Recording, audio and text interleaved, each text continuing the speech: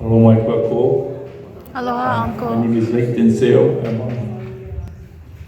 Kamakamo'ole. You know, I've been following Queen Emma Trust for a while. And in 1967, it was dissolved in the courts.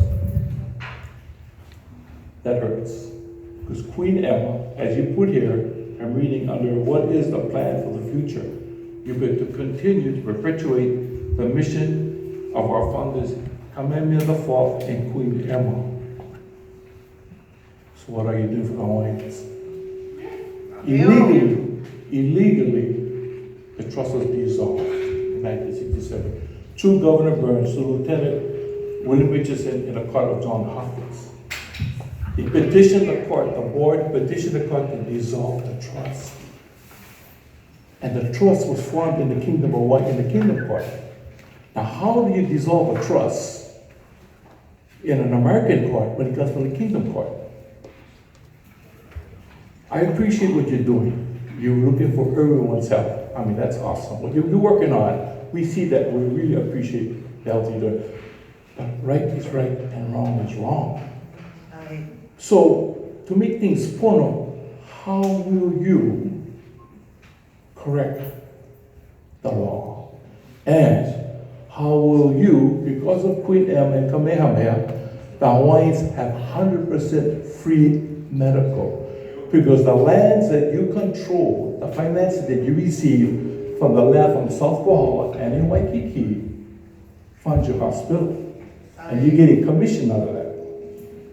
So, the money from that part of the investments, the hotels, international marketplace, and development, that money should be taking care of the Hawaiian people, 100%. Because that's what's her will. And that's fair. We're not asking for anything more, we're just asking for what is right. She left it for us. You're taking care of everybody else on our land. You're taking care of on our land. You got Social Security to take care of other people. You get federal grants, state grants. You take care of them over there. When it comes to us, this is our kupuna. They gave us this to take care of us. Because we saw the change to 40,000 Hawaiians for 1 million. The diseases, the desecration of the people. You can help us to bring it back. And you should be doing it from day one. From her will. That's her Old Testament. Alama, my people. This is Hawaii. This is the kingdom. Today, I still can't understand how the trust was dissolved. How you changed the name of the trust. You know that's wrong. Well, thank you. So you answer the question. How are you going to do it? Mahalo.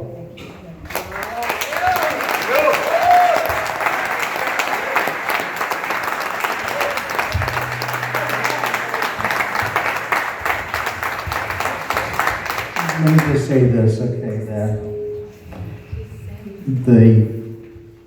the comments that I made relative to the mission are real. And Queens provides over $100 million a year of community benefits. 30% of the patients we serve are Native Hawaiians, and that reflects the population of Hawaii in terms of Native Hawaiians. But the purpose of this, turn that. Can we turn I think we're having feedback here. It's not.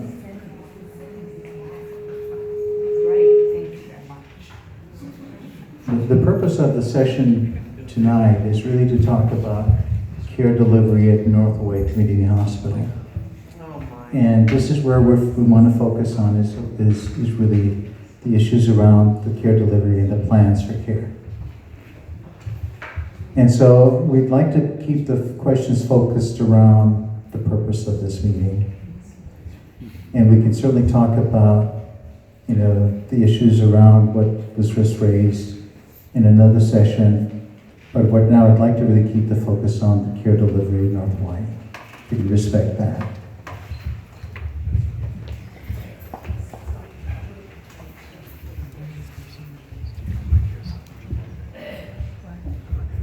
Thank you all for being here. My name is Dana Assis, and I'm a volunteer in the emergency room. Thank you on behalf of the community. I've seen a lot of wonderful things that Dr. Goldberg and his team do for the expansion, because it's desperately needed, as you all know. My question, one of the things that struck me was you had mentioned that we're quietly fundraising for the expansion. Is there a reason for that? Because I think that those of us that have been in there would be great evangelists for raising money to help provide that to the community. Thank you for that comment, because you heard that we have, I said in an earlier session, we were quietly doing some fundraising, and typically before you do a very public launch, is that you do try to line up potential donors. So we've been quietly doing that. But we thought we would use this as an opportunity to focus on this next project and really to ask for community support in helping to raise funds for the emergency room project. And so we've, and I don't know how many of you are willing to help and to be participants in this, but what we really wanted you to understand is to say the commitment that we have is to improve the delivery of healthcare in this community. The emergency services of any hospital is really critical. And certainly this hospital serves a significant need in this region. And so we've made a commitment to focus on the emergency services, and the plans are being developed, and we have a formal proposal that will go before our board in a month. But we've already had the support from the North Hawaii Community Hospital Board, but also a significant group, a significant amount has already been committed to this project. But thank you.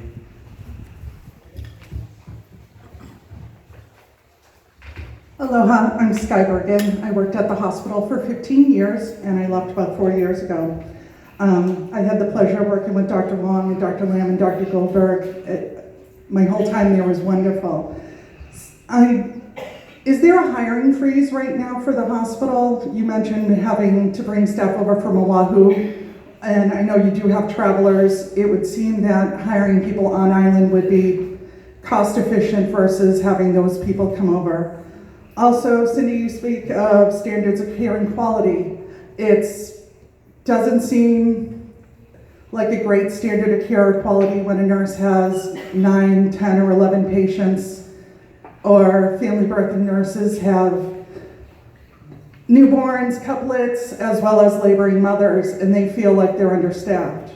Cindy, you also speak of wanting open, honest communication. But there's many people in this room and at the hospital that are fearful to speak up about their conditions. Whether you might be open to speaking to them, maybe the people below you haven't gotten that memo that you are accepting open and honest communication.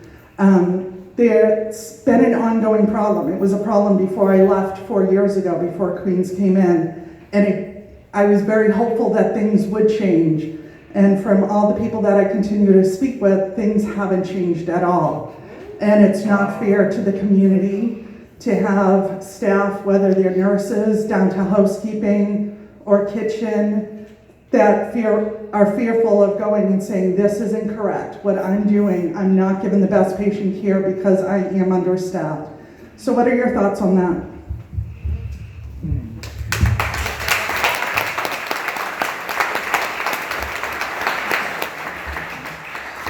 As far as the hiring freeze, the process that I currently have implemented at North Hawaii is that all vacant positions are evaluated. And all of our direct care positions in our different departments, whether it be OR, family birthing unit, med-surg, they are posted so that we can care for our patients. We do look at what I talk about as far as adjustment to census.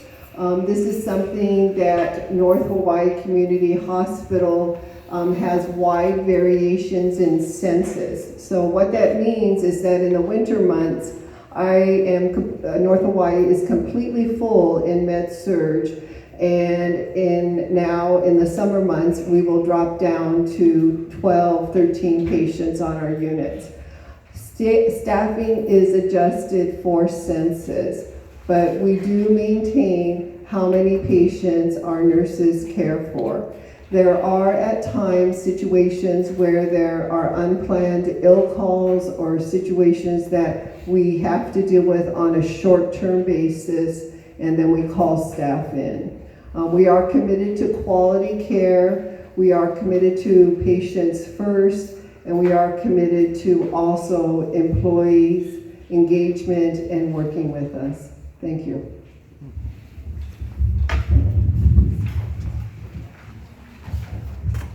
Hi, my name is Maureen Mihan-Galanka. I'm the president of the Hawaii Nurses Association, OPIU Local 50, and I represent your registered nurses.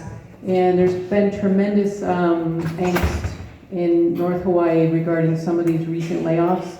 Nurses are fearful, and Sky Bergen just spoke to that a lot of these nurses don't feel comfortable coming forward with issues and concerns, and a lot of it has to do with quality care. And feeling that the changes in census when they're low needed for extended periods of time, coming back into that environment after they've been off for many, many days is very uncomfortable to them. And it's also a bit infuriating when travelers are working their hours. So I'd kind of like you to speak to that, and I'd also like you to speak to, given that the census does fluctuate, one of the asks from the nurses has been to have part-time employees versus full-time, and I wanted your thoughts on that as well.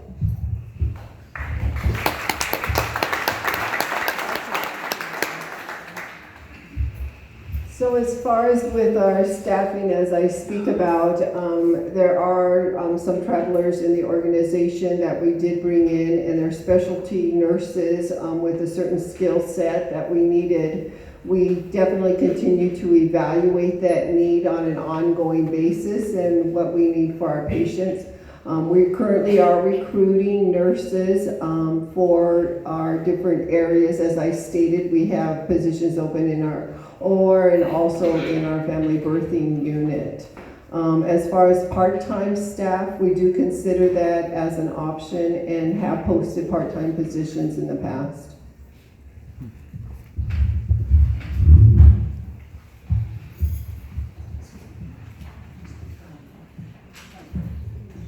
I have a very dear friend who's about ready to leave, but Kalani Souza, who's a very precious member of our community, has CIDP. I cannot pronounce it all. Chronic inflammatory something polyneuropathy. You said that well, doctor. I can't walk too good. Today's my first day walking. I've been 2 years in a wheelchair. We'll see you next time. Now he has a question for you. He was told, Kalamite? I was at Cedar Sinai. You guys know I work in climate change, and everybody knows my position on sovereignty. You know George was my cousin. I was on Pole Lobby way back when. It's never going to change. My position is always going to be that, and yet I work with the federal government because that's the conditions we have here now. So I'm the national coordinator for FEMA's community outreach, rural communities, and training. That's the reason I live in this community, because you're bullshit if you don't live rurally and that's your job. So I work with the national, Homeland Security. I also work with NOAA, as you guys know, and in climate science. We've been doing a lot of work with the federal government for 30 years, trying to create adaptation strategies. I contract this very bad disease in Micronesia, one that doesn't have major life expectancy when you contract the version that I got. So they gave me 6 months to live, Cedar Sinai. I said, I'm going to go home to Hawaii. They said, then you got 2 months to live. Because in Hawaii, ain't nobody knows what to do about this stuff. So they said, we're sending you to Queens. And I said, no, I'm going home to Big Island. Because I knew that this staff here that the nurses, the people who live here in this community, they're going to go the extra mile. So Richard Lewis, and you guys can go look him up, we had the conversation, who's the lead doctor on this, says, no, you're definitely going to die. That's 2015. Because of this merging of Queens and the staff and the community here.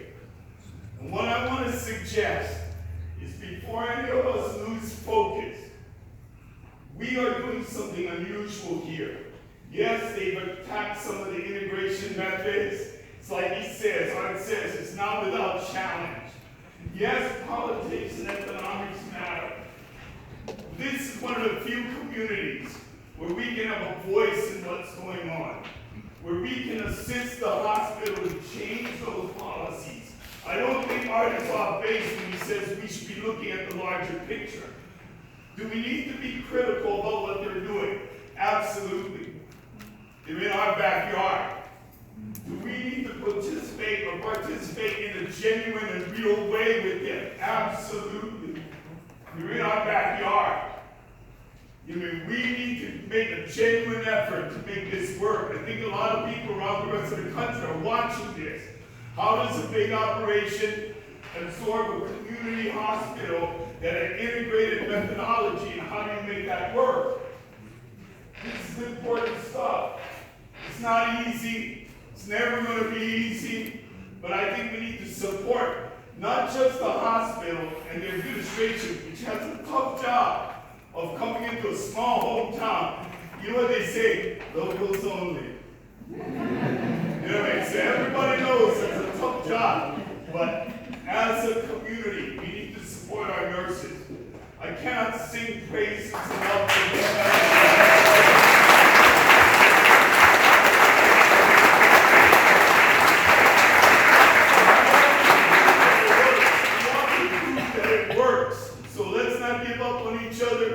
Continue this process. Yo.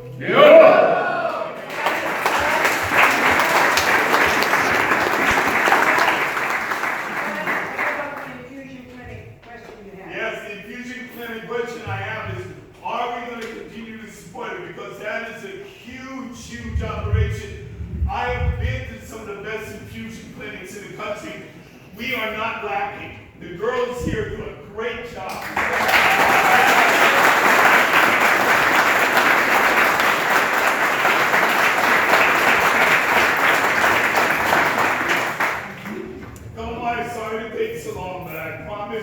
Some people, I was going to say something about my treatment. It's been as good as it can be.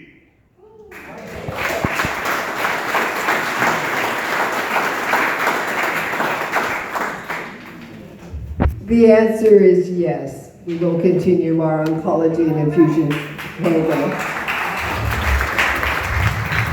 Can I comment on this? Because you talked about nursing. And Cindy won't say this about herself, but in 2006, I asked Cindy to take on the role as the Chief Nursing Officer for Queens, as the Vice President of Nursing.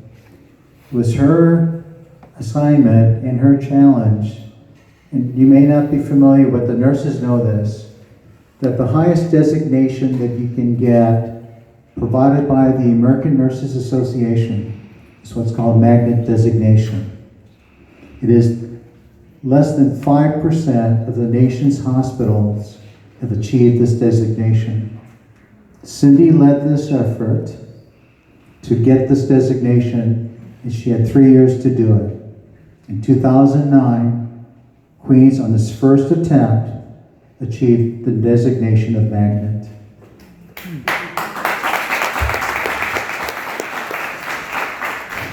I don't know of anyone more committed to improving nursing practice and nursing care than Cindy. And you are really very fortunate to have someone who is so committed to patient care and to the advancement of nursing than Cindy. She is a nurse at heart, will always be a nurse, and will always be a patient's nurse.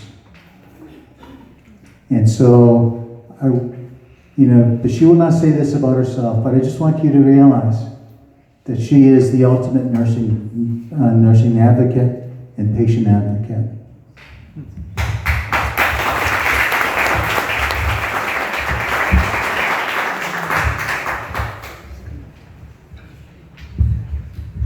Aloha, everybody. Aloha. My name is Lahi Disoro McCullough, and I'm here in advocate for the people that do work for North Hawaii Community Hospital, especially our locals. And I'm also here because I am a Native Hawaiian, and I'd like to, this is my question to you, Mr. Ushijima. When will be the next time you will address the trust? Because you say right now is not the time to address the trust, because we have lots of Hawaiian people that needs health care and they can't afford it, especially now when we have its president and we're going to lose our medical, most people are kupunas, our keikis. So really, I'd like for you to tell us that, because you were supposed to be here before but never made it. It was during a storm time, and I can understand that, but I'd like to know when you will be back here to help us address our Native Hawaiians that are dying like flies. Okay? Let me say this, because there are two really separate but related issues. You refer to the trust, but there was really no legal trust as the Queen Emma had created. And there's documentation that we can refer to. With respect to care for Native Hawaiians, and the mission statement, as I said, was to fulfill the intent of Queen Emma and King Kamehameha IV, to provide in perpetuity quality healthcare services to improve the well-being of Native Hawaiians and all the people of Hawaii. And the mission statement is an inclusive mission statement. Native Hawaiians and all the people of Hawaii. And when the hospital was created or established in 1859, King Kamehameha IV created the expectation and set the standard, or set the expectation that the hospital served everyone. The reason is that when he traveled across the continental U.S. and he experienced the prejudice of the black man and did not like that. So he said that this hospital will serve everyone. And so from perspective of mission and philosophy and values, it's about serving everyone. And that's part of the value system, it's part of Hawaii. Now, so philosophically, it doesn't matter who you are if you have no means, right, and you need medical care, that you will be provided that. Now, there is, and we do not discriminate whether a person has Medicare, Medicaid, or HMSA, or no insurance. Any patient who presents himself to Queens who needs medical care, whether it's here or in Honolulu, will receive the care that they need. Now, I would condition that by saying that if you need cosmetic surgery for a nose job, that's obviously not essential, okay? But the fact is that if you need medical care, you will be provided regardless of the ability to pay. Now, also the federal government, there are two things, right, related to healthcare. First of all, the federal government in 1965 enacted Medicare and Medicaid. So Medicare will cover everyone 65 and older. That is universal across the U.S. They also provided a federal and state program called Medicaid, and anyone who meets the means test, meaning those whose income is at or below a certain level, may qualify for Medicaid. So that's available to anyone in the continental or in the United States. Also, in 1974, the state of Hawaii was farsighted and enacted the Hawaii Prepaid Healthcare Act. And what the Prepaid Healthcare Act said is that any employee who works 20 hours or more per week is entitled to be, that the employer must provide healthcare coverage. In 1974, when there was a 30% uninsured rate, and once the act passed, the uninsured rate declined to roughly 5%.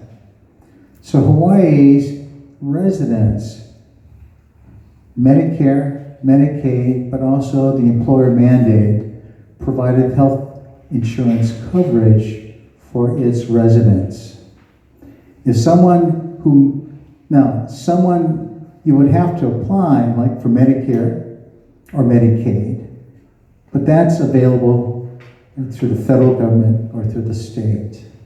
And if you're working, your employer is required to provide you health care insurance if you work 20 hours more per week. So 95% of Hawaii's residents technically have some access to health insurance coverage. Not necessarily health care delivery, because depending upon where you live, you may not have the providers. The law did not address that. So from an insurance standpoint, health insurance or health care financial coverage has been provided either by the federal government, by the state, or by the employer. So that's available. Now, does it mean that the insurance program covers all costs? It does not. Right? But at the same time, you know, when people have issues around payments for their co-pays and deductibles, they should and need to talk to their provider, their hospital. It doesn't matter whether it's North Hawaii or Kapiolani Medical Center. There are folks that are there whose role is to help individuals deal with their healthcare needs. Now, I will also say what's not covered though, right? Or there's limited coverage, I should say, not that it's not covered, are issues that is emerging right now, and that's in the area of long-term care. And all the issues around aging as well. And Lorraine, you know, we were just talking earlier about trying to deal with issues around dementia and Alzheimer's, and how do we support that need, because that is also a growing concern. But healthcare, as I've mentioned in terms of insurance coverage, Medicare, Medicaid, and the Prepaid Healthcare Act, all of those are there and available for Hawaii residents.